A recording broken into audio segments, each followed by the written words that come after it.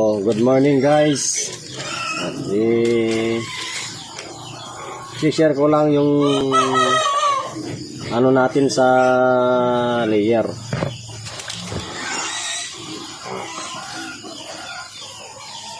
Bali yung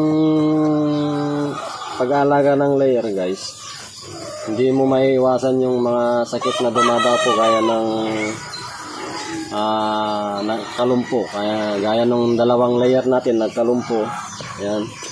Kaya pag nakalulumpo ang layer guys, ibukod nyo sila,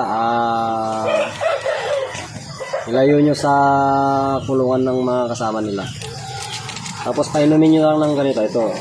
Ito yung nasubukan ko. Hindi ako nagpo-promote pero ito lang yung gamit ko. Dalawang beses ko na itong nasubukan, kaya inano ko na. Tapos yung vitamin nila ganito rin. Pero kilala nyo rin itong vitamin na to. Bali ang pag ng layer, kailangan nyo rin monitor yung kanilang mga ipot. Kaya ganito green kasi yung ipot ng nalumpo, kaya ganito may posibilidad na may may bacteria, kaya meron siyang malaria.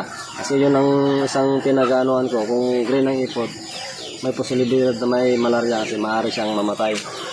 Pero pag sa naman guys, pag ang ipapakain sa mga nalulumpo, huwag yung pakainin ng layer feeds. Ang ipakain nyo sa kanila ay yung grower o bio 2, kung tama ako.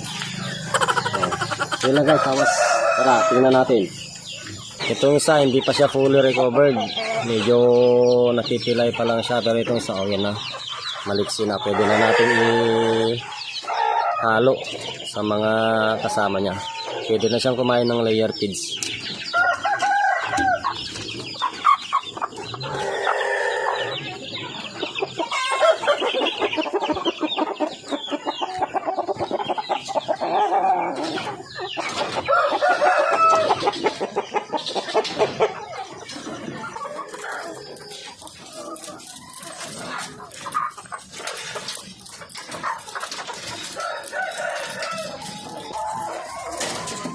So yun lang guys.